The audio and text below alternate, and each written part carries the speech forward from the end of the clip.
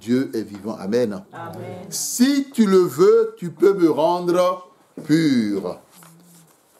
Nous allons lire le texte qui est prévu. Marc 1, 40 à 46. Bien-aimés, je vous en prie, lors des annonces, et il me semble que Dieu a béni son peuple d'agenda. Il faut que les gens notent dans leur agenda les éléments. Amen. Je suis programmé pour telle date. Je mets mon nom, je mets la date et je mets ce que je dois faire. Amen. Aujourd'hui, la personne qui est programmée ne savait même pas qu'elle était programmée ou qu'elle a oublié. Amen. Et ce n'est pas la première fois. Il y a des gens qui oublient qu'ils sont programmés.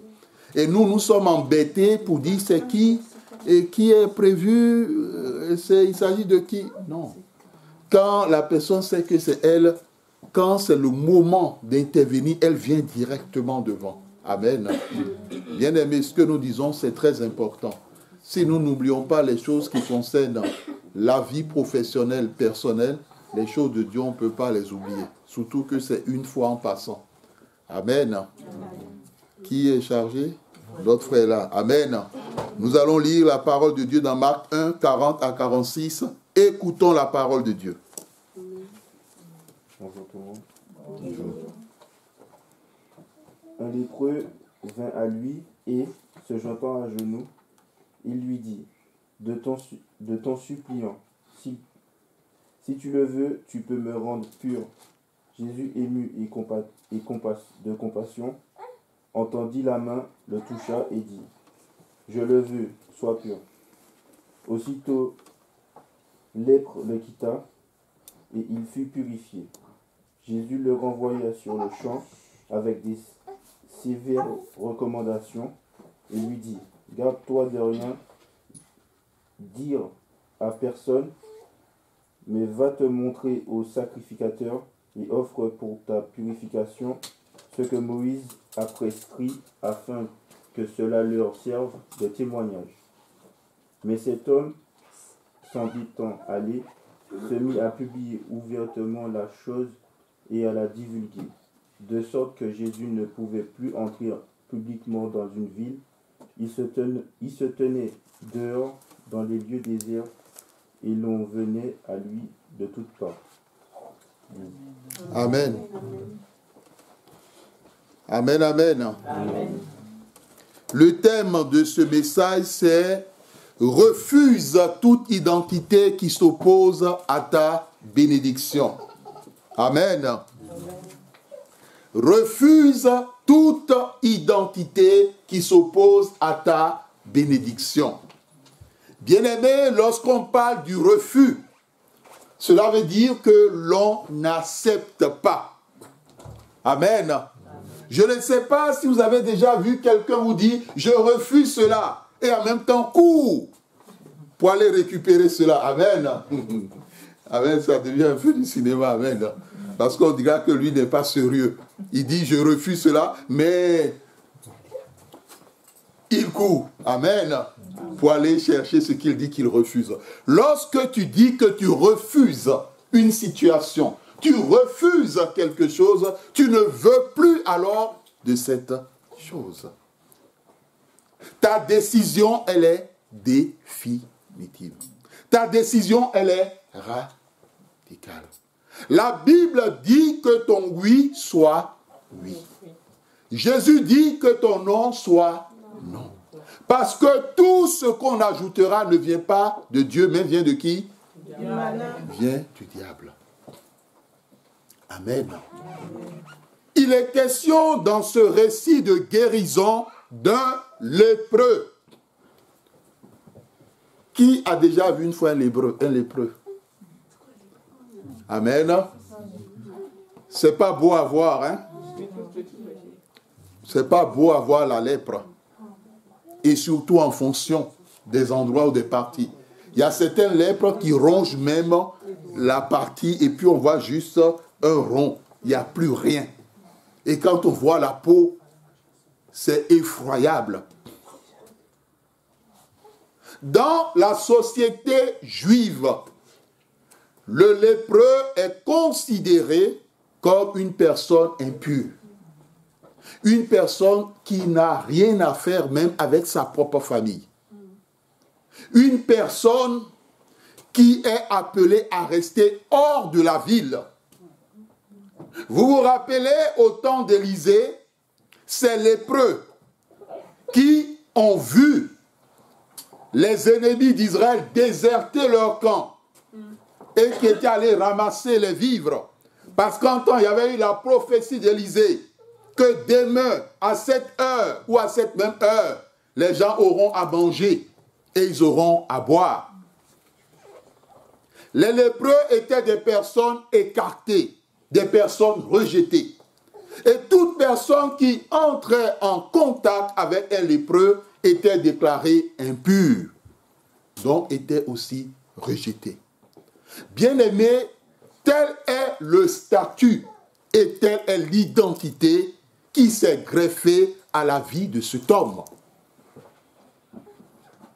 La solitude, le rejet, la souffrance morale, la souffrance physique par rapport à sa situation, le regard des autres, ce qu'ils pensent, ce qu'ils disent dans leur cœur, les moqueries en fonction des situations.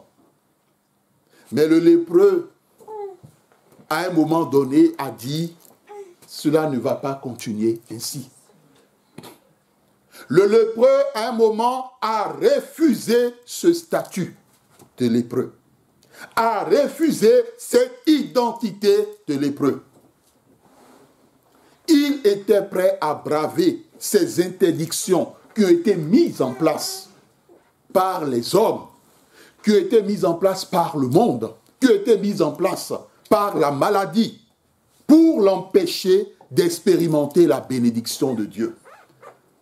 Mon frère, ma soeur, il y a certaines personnes, il y a des maux ou des maladies qui les empêchent de pouvoir expérimenter des bénédictions de Dieu. Il existe des couples où la maladie empêche ces couples de pouvoir expérimenter la postérité. Il existe des situations où la personne, quel que soit ce qu'elle fait, elle ne connaît pas la réussite.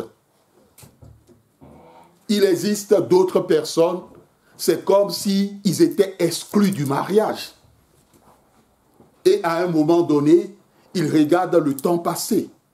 Ils regardent leur âge avancé. Au point de se poser des questions. Il existe des personnes qui se disent, mais tel poste, pourquoi pas moi? Et c'est toujours les autres. Et certains en arrivent à dire, mais qu'est-ce qu'ils ont fait au bon Dieu? Bien-aimé dans le Seigneur, Dieu te parle cet après-midi. Ce n'est pas le ministre de Dieu qui te parle. Tu dois refuser cette identité d'opposition à ta bénédiction. Tu dois te dire, maintenant, ça suffit. Maintenant, il faut que ça arrête. Parce que je veux expérimenter la bénédiction dans tous les domaines de ma vie. Amen. Amen. Pas seulement dans un domaine, mais dans tous les domaines de ma vie. Mes enfants doivent expérimenter la bénédiction dans tous les domaines de leur vie. Et pour cela, il faut que tu sois prêt à braver toutes les oppositions. Le propre des oppositions, c'est d'être des obstacles et de te faire croire qu'elle ne peut jamais être surmontée. Mais la Bible dit avec David, David dit, avec l'Éternel, il franchira les murailles. Vous avez déjà vu un homme franchir des murailles? Il fait comment? Amen. Amen. Amen. Vous savez ce que c'est qu'une muraille, hein? Je n'ai pas dit un mur, hein? Amen. Parce que là, ce sont des murs, hein? Ce ne sont pas des murailles. Ça, ils sont des murs. Quand vous visitez certaines régions, il y a des châteaux. Quand vous voyez ça, on appelle ça des murailles. Comme les murailles de Jéricho. Des murailles, c'est déjà d'abord par rapport à la hauteur. Mais avec Dieu, cela est possible. Amen. Ce qui est dit impossible avec Dieu, cela est possible. Avec Dieu, tu vas le faire. Avec Dieu, tu vas le réaliser. Avec Dieu, tu entreras dans ta bénédiction. Amen. Amen. Le lépreux, qu'est-ce qu'on lui a dit? Tu es impur. Tu n'as rien à faire dans la ville. Tu n'as rien à faire même dans ta famille. Dégage, tu restes hors de la ville. Et tu restes là-bas. Et le problème, c'est qu'on ne s'approche pas d'eux.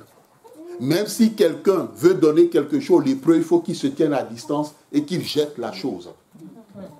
Amen. Mais que décide de faire le lépreux dans le texte que nous disons et que nous avons lu? Il décide d'aller vers qui? Vers Jésus.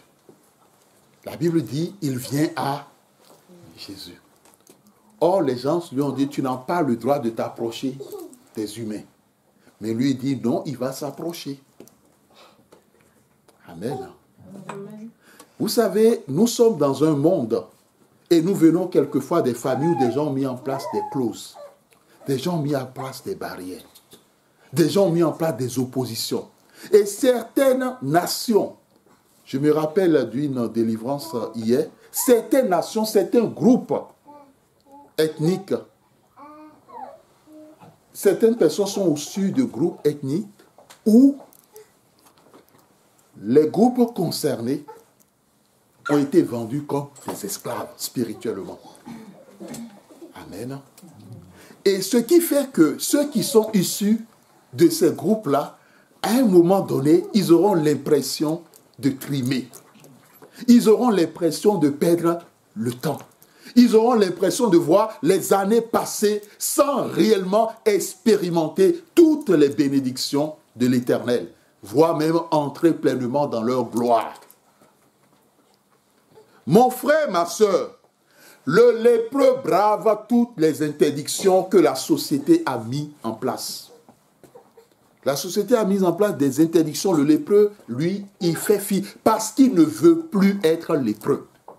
Il ne veut plus de ce statut. Il ne veut plus de cette identité. Il refuse cette identité. Quelle est ton identité actuelle? Quelle est ton identité actuelle? Est-ce l'identité de quelqu'un qui ne peut plus se marier? Est-ce l'identité de quelqu'un à qui l'on peut dire, ah, ou bien les gens disent, ah, le mariage, lui, ne lui réussit pas? Amen. Est-ce l'identité de quelqu'un où on lui dit, ah, au niveau professionnel, toujours des difficultés? Quelle est ton identité? Est-ce l'identité de quelqu'un où la personne se dit, ou bien on dit à cette personne, bon, telle personne, elle ne peut plus avoir d'enfant? Où est-ce que Dieu a écrit ça? Bien-aimé, qu'est-ce que la société t'a dit? Qu'est-ce que ta famille t'a dit? Qu'est-ce que les gens autour de toi t'ont dit? Est-ce que tout ce qu'on t'a dit, tu les as acceptés?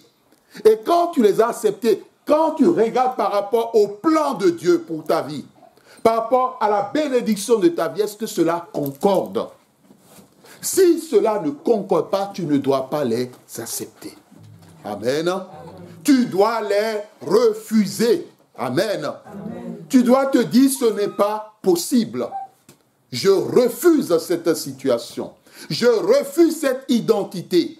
Je refuse. La Bible dit que Dieu a créé l'homme bon. Amen. Et lorsqu'il a regardé l'homme, il était heureux. Parce qu'il a créé l'homme à son image et à sa ressemblance. Le lépreux a donc refusé son statut. Il a dit non, il ne veut plus de cela. Il ne veut plus de cela. À un moment donné, bien-aimé, tu dois te révolter par rapport à certaines situations, par rapport à certaines choses qui se passent dans ta vie pour dire non, ce n'est pas possible. Je ne peux pas accepter ça. Ce n'est pas normal. Le texte de Proverbe dit quelque chose qui doit t'amener à réfléchir. Et Salomon, qui le souligne, c'est ce qu'il dit. Il dit qu'on a vu des esclaves à cheval. Amen. Et qui est-ce qu'on a vu en train de marcher? Des rois. Des rois ou des princes sont en train de marcher. Normalement, qui doit être à cheval? Et à pied, esclaves. mais il y a le contraire. Amen. C'est ce pourquoi vous entendrez certaines personnes dire, mais eux ne sont pas chrétiens. Mais malgré qu'ils ne sont pas chrétiens, ils ont ceci, telles choses vont bien dans leur vie, ils ont ceci. Et certains chrétiens de se dire, mais est-ce que ça vaut mieux de continuer même à être chrétien ou chrétienne? Parce que telle personne n'est pas chrétien. Mais voici ceci là, voici ce qu'il a, voici ce qu'il a réalisé, voici ce qu'il a réalisé. Amen. Bien-aimé, vous n'avez pas la même destinée. Amen. Et je t'avertis, si tu as accepté Jésus, et un jour tu te dis, bon, mais si c'est comme ça, moi aussi je retourne. Amen. Satan t'attend. Amen. Amen. Bien-aimé, ce n'est pas une menace. C'est la réalité parce qu'il va te rappeler combien de fois tu as dit je prends autorité sur toi. Amen. Hein? Il va te rappeler ça. Tu prenais autorité sur qui avant? Amen. Amen. Et le feu là, tu l'envoyais ça sur qui avant? Amen. Amen. Bien-aimé, tu n'as pas la même destinée avec ce que l'ennemi veut te faire croire que, regarde tel. Bien-aimé, il y a certaines personnes, si vous savez comment elles sont devenues riches, vous allez dire non, c'est pas possible. Amen. Bien-aimé, refuse toute identité où toi-même tu sens dans ton cœur que non, tu vaux plus que cela. Tu exerces un boulot, tu te dis non, je veux plus que ce boulot. Je vaux plus que ce boulot et je veux plus que ce que je fais. Amen. Ça, c'est dans le cadre professionnel. Il existe d'autres domaines de ta vie. Le lépreux, il vient à Jésus. Au fond, on est dans la maturité spirituelle. Il faut venir à Jésus. Tu veux que ça change? Il faut venir à Jésus. Amen. Tu veux que tu ne veux plus de cette identité de célibataire? Il faut venir à Jésus. Il faut venir à Jésus.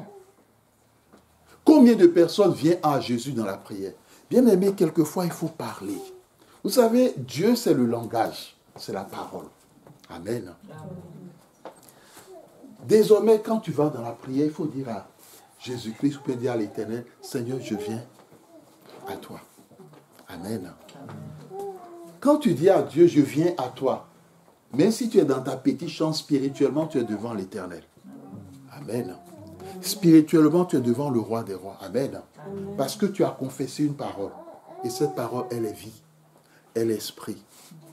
Et elle s'accomplit. Tout ce que vous demanderez, dit le Seigneur Jésus-Christ, vous verrez cela s'accomplir. Il faut venir.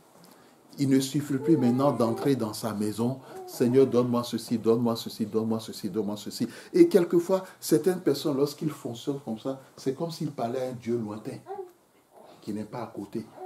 Et quand ils prient, ils ont l'impression que Dieu est quelque part au ciel là-bas. Et qu'il y a une distance entre eux et l'Éternel. Mais non. Jésus dit qu'il est là dans le lieu secret. Amen. Et ce qui est merveilleux, il faut lui dire alors. Si tu penses qu'il y a une distance, dis-lui. Mais si tu ne penses pas, dis que tu viens à lui. Le lépreux vient à Jésus. Amen. Et quand il vient à Jésus, qu'est-ce qu'il fait? Il se jette à genoux. Amen. Seigneur Jésus, je viens devant toi ce matin. Je me mets à genoux devant toi. Ou bien je m'humilie devant toi. Amen. Quand tu dis à Jésus, tu viens devant lui, c'est que tu es devant lui. Amen. Tu crois cela? Amen. Mais c'est ça la foi. Parce que Jésus, quand tu dis tu viens devant lui, c'est que même si tu es physiquement dans ta chambre, là, spirituellement, tu es devant le trône. Amen. Le lépreux, il vient devant lui et il se jette à genoux. Et il lui dit d'un ton suppliant. Amen. Il y a 3 éléments qui font partie de l'humilité, qui est l'un des éléments de la clé de la guérison. Le deuxième élément. Le premier élément, c'est cette détermination de refuser cette identité qu'il a. Le deuxième élément, c'est l'humilité. Tu ne veux plus vivre ce que tu es en train de vivre. Qu'est-ce que tu fais? Que tu aies la détermination, c'est la première chose, c'est une bonne chose. La deuxième chose, il faut venir devant. Amen. La troisième chose, il faut se mettre à genoux. Il faut être dans une attitude d'humilité. Et la quatrième chose, pour les situations complexes, on passe de l'étape de combat à l'étape de la supplication. Amen. Il faut supplier l'Éternel. Amen. Vous savez, dans certains genres de situations, il ne faut même pas dire que Satan, je te tranche en morceaux. On n'en a pas besoin. Dans certains genres de situations, je t'en supplie, Éternel. Amen. Bien-aimé, quel est cet enfant qui supplie son père et son père reste insensible? Ça n'existe pas. L'Éternel t'enseigne que dans le cadre de la maturité spirituelle, à des moments donnés, que tes prières soient des supplications. Amen. Et l'apôtre Paul a rappelé dans Philippiens, venez avec Dieu avec des supplications et des actions de grâce. Amen. Il faut supplier Dieu. Seigneur, je ne peux pas m'en sortir. J'ai besoin de toi. Je t'en supplie. Seigneur, j'attends quelque chose de ta part depuis des années. Cela n'arrive pas, je t'en supplie. Aie pitié et réponds-moi. Écoute-moi. Amen. Anne a passé son temps à supplier l'Éternel. Vous l'avez vu mener des combats extérieurs? Non. Les supplications, c'est vrai qu'elle combattait, mais elle passait beaucoup le temps à supplier Dieu. C'est vrai que dans le cantique de Anne, on voit les phases où réellement c'était une femme de combat et de prière. Mais à des moments donnés, elle suppliait. Ses lèvres bougeaient. Amen. Ses lèvres bougeaient. Élie a vu, il a vu. Il a dit, bon, elle a bu un peu là. Bon. Mais au fond, elle n'avait pas bu. Amen. Elle avait de la peine dans son cœur. Vous savez, quand on a de la peine dans le cœur pour quelque chose, il faut supplier l'Éternel. Si quelque chose te fait de la peine, supplie l'Éternel. Amen. Supplie le Seigneur Jésus-Christ. Amen. Et la Bible dit d'un ton suppliant. Vous savez ce que c'est qu'un ton suppliant? C'est dans le ton, hein. Ça se sent dans la voix et dans la gorge. Amen. Amen. Un ton suppliant. Ce n'est pas la comédie. Hein. On est dans quelque chose où réellement la personne vit une souffrance et la personne supplie. Amen. Le lépreux supplie et il dit, si tu le veux, tu peux me rendre pur. Amen. Là, il ne commande pas. Bien aimé, avec Dieu, on ne commande pas à Dieu, mais on demande à Dieu. Amen. Parce que c'est un père. Hein. Si tu as un enfant qui passe son temps à te commander, tu vas dire, maintenant, ça suffit. Amen. J'espère que vous n'aviez pas des enfants comme ça. Hein. Sinon, c'est grave. Amen. Parce qu'il y a de ces enfants-là qui cherchent à commander leurs parents. Ah non, là, il y a un problème. Parce que là, le problème de l'autorité se pose. Alors, on se pose la question, qui est l'autorité dans la maison? Est-ce que c'est l'enfant ou bien est-ce que c'est le parent? Amen. Ah, tu dois me faire ceci. Fais quoi? Avec quel argent? Il a fait quel travail? Il a gagné quel salaire? Pour obliger à quoi?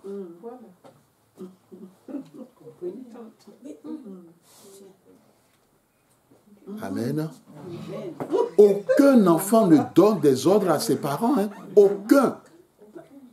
Le ton d'un enfant, c'est des tons de supplication. C'est des tons de demande. pas des tons de tu dois. Amen. Bien-aimés dans le Seigneur, il faut comprendre la pensée de l'Éternel. Amen. Amen. Il supplie. Amen.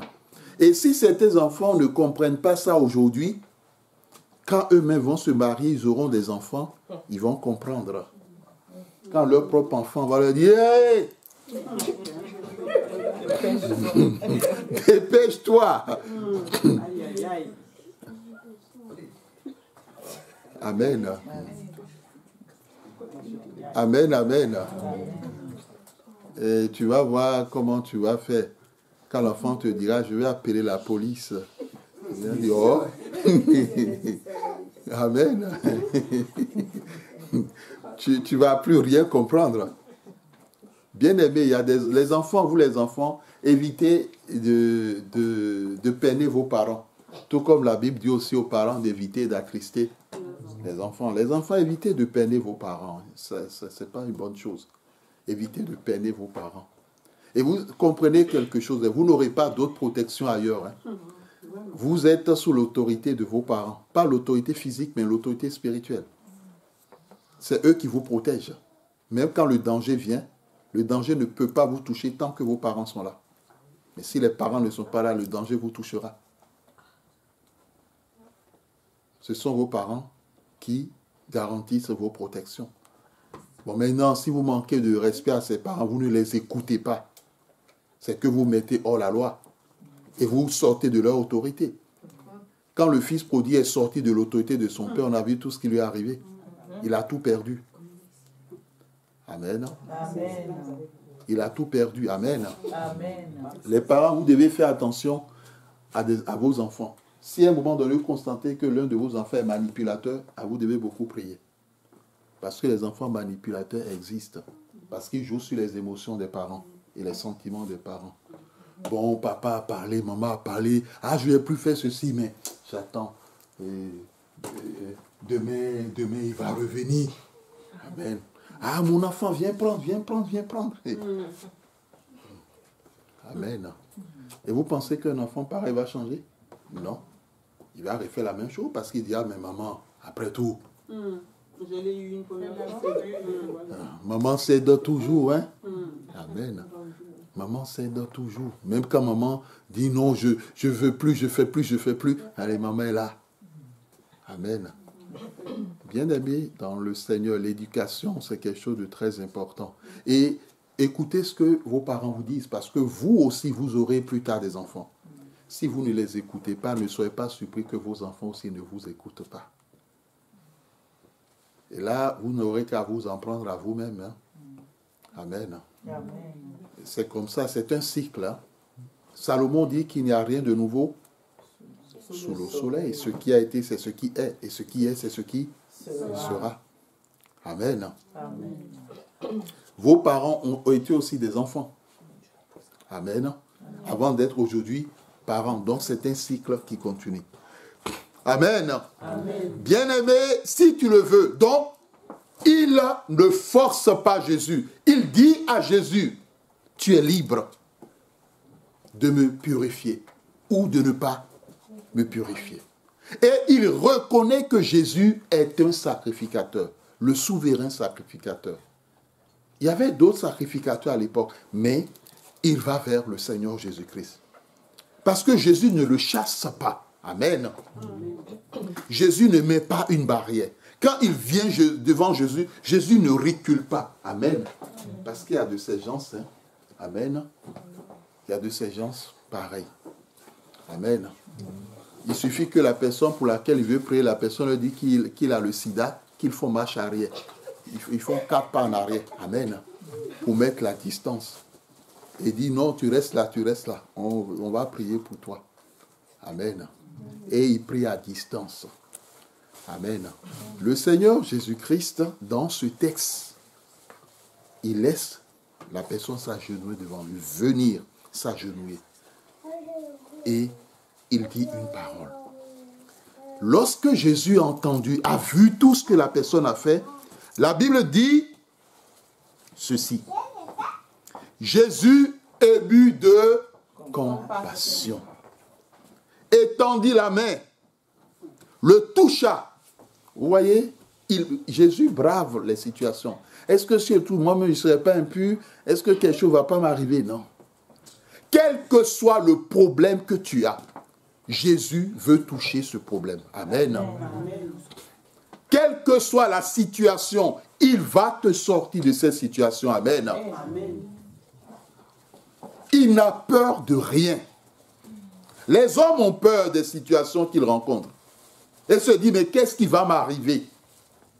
Mais le Seigneur Jésus-Christ, vers qui tu te tournes, n'a peur de rien.